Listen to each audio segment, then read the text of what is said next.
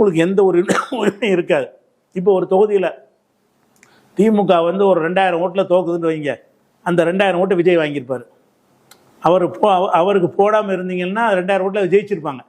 சில உதாரணத்துக்கு சொல்ல வர்றேன். அந்த மாதிரிலாம் கணக்கு பண்ணக்கூடிய முஸ்லீம் யோசிப்பான், விஜய் நல்லவரா அதெல்லாம் தேவையே இல்லை.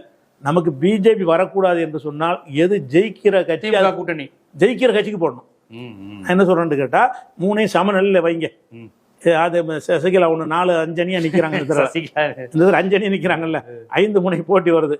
5 முனை போட்டியில் வந்து பிஜேபி வரக்கூடாதுன்னு சொல்றீங்க, மீது 4 முனை இருக்குது. இந்த 4 முனையில் யார் வர வாய்ப்பு இருக்குதோ அவங்களுக்கு போட்டிகள்னா பிஜேபி தோக்கடிக்க முடியும். அதிமுக கூட்டணியை யாருக்கு வாய்ப்பு இல்லையே அவங்களுக்கு போட்டிங்கள்னு சொன்னால் சேதரடிக்கும். பிஜேபி எதிரான ஓட்டுகள் வந்து நன்றாக உணர்வோட தான் முஸ்லீம் பெண்கள் இருக்கிறாங்க, அந்த உணர்வோட இருக்காங்க. 19 பொண்ணுங்களாம். ஆமா, அந்த மெசேஜே வந்து எங்க மக்கள் விஜய்க்கு போறதும் பிஜேபிக்கு போறதும் ஒண்ணுதான். ஓட்டு தான் பிரிக்க தான் முடியும். இவர் சிஎம் ஆக போறது கிடையவே கிடையாது. அப்படி இருக்கக்கூடிய நேரத்தில் ஓட்டை போட்டு இதனால வந்து பிஜேபி அந்த பகுதியில் வந்துடும்.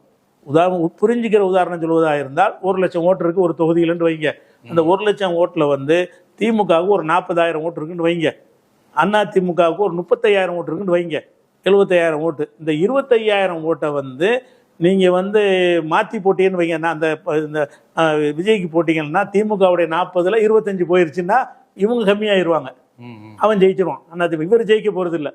அப்போ அந்த ஒரு கணக்கு பண்ணாங்கன்னு சொன்னால் பிஜேபி வரக்கூடாது என்று நினைக்கிறாங்களோ அவங்களுக்கு இன்னைக்கு கண் முன்னாடி இருக்கிற ஒரே சாய்ஸ் திமுக அணி மட்டும்தான். ஆனால் அண்ணா திமுக பிஜேபியில் சேராமல் இருந்தால் 2 சாய்ஸ் இருக்கும். ஆமாம் ஆமாம், புரியுது. பிஜேபியில் சேராமல் இருந்தாங்கன்னா சரி, இவன் வந்தாலும் ஒரே வாய்ப்பு அவங்களுக்கு. ஆமாம், இவனை வந்தாலும் சரி. அவங்க இந்த புரிதல் முஸ்லீம்களுக்கு இருக்கு, கண்டிப்பாக கிறிஸ்தவர்களுக்கு இருக்கு, எல்லாத்தையும் இன்னைக்கு வந்துருச்சு. அவங்க என்ன சொல்றாங்க, ராஜ்யசபால திமுக ஒரு கிறிஸ்டினா இன்னைக்கு தேர்ந்தெடுத்திருக்கு, காங்கிரஸ் ஒரு கிறிஸ்தவரை தேர்ந்தெடுத்திருக்கு.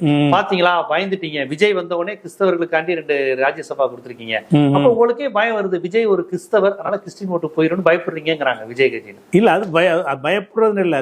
ஓட்டு செதறம்னா அதுக்கு கருத்துல கொள்ளத்தானே செய்வாங்க யாரா இருந்தாலும். அப்படியே வச்சுக்கிறவங்க சொல்ற காரணத்தை வச்சுக்கிட்டாலும் இது எப்படி தப்புங்க. கிறிஸ்டின்ஸ் கொஞ்சம் விஜய் பக்கம் போறாங்களா, அவர் கிறிஸ்டினா இருக்கிறாருங்கிறதுனால போவாங்கன்னு கட்சிகள் நினைக்க வாய்ப்பு இருக்குது.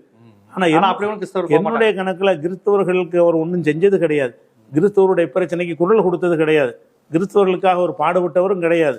ஆனால் வந்து அவர் பேர் தான் ஜோசப் விஜயை தவிர அவர் வந்து நான் கிறிஸ்தவனாக வைத்துக்கொண்டு உங்களுக்காக தான் நான் இருக்கிறேன்னு அவர் சொன்னதே கிடையாது. அதனால கிறிஸ்தவர் ஓட்டுலாம் அப்படி பெரும்பாலும் கிடைக்காது.